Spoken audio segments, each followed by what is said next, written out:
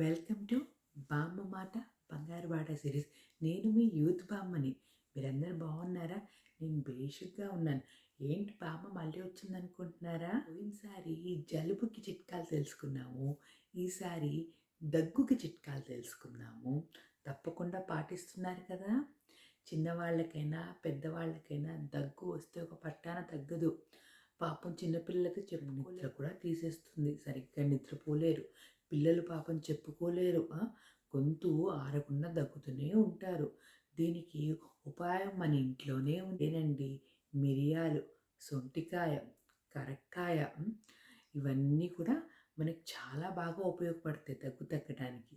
ముందుగా కరక్కాయని మన సానపీట ఉంటుంది కదా, ఇంత చిన్న సానపీట, దాని మీద ఒక చుక్క నీళ్లు కానీ లేదంటే సద్దిపాలు అంటే తల్లిపాలు కానీ వేసి కరక్కాయని సానబెట్టామండి, అరగదీసామనుకోండి, ఒక చిక్కటి ద్రవం వస్తుంది. ఆ ద్రవాన్ని మనం చంటి పిల్లలకైతే తల్లిపాలల్లో కలిపి పడకడుపున తాగించాలి. అదే కొంచెం పెద్ద పిల్లలు కనుక్కోండి, చెంచా తేనెలో ఆ రసాన్ని తీసి, కరక్కాయ సారిన రసాన్ని తీసి మనం తేనెలో కలిపి తాగించిన పిల్లలు తీయగా ఉంటుంది కదా, ఇష్టంగా తాగుతారనమాట. ఇది కూడా బాగా ఉపశమనం కలుగుతుంది. పెద్దవాళ్ళకు అనుకో ఈ తేనేమి అక్కర్లేదు. మనము కరక్కాయని దంపేసేసేసి దాన్ని మనం పొయ్యి అంటే మనం నిప్పు మీద కాల్చాలి.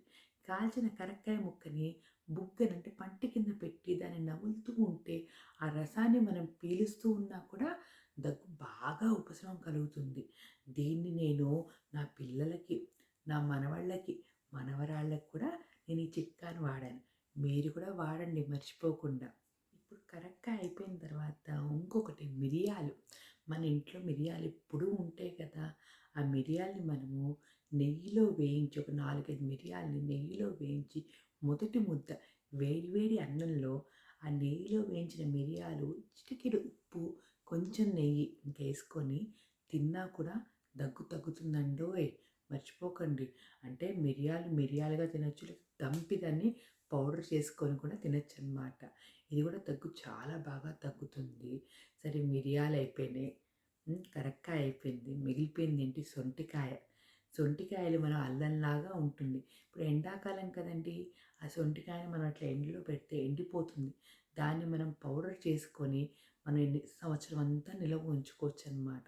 ఆ పౌడర్ని కూడా మనము కొంచెం మొదటి ముద్దలో చిటికెడు ఉప్పు, కొంచెం నెయ్యి వేసుకొని పిల్లలకి కానీ పెద్దవాళ్ళు కానీ ఎవరు తిన్నా దగ్గు బాగా ఉపశమనం కలుగుతుంది.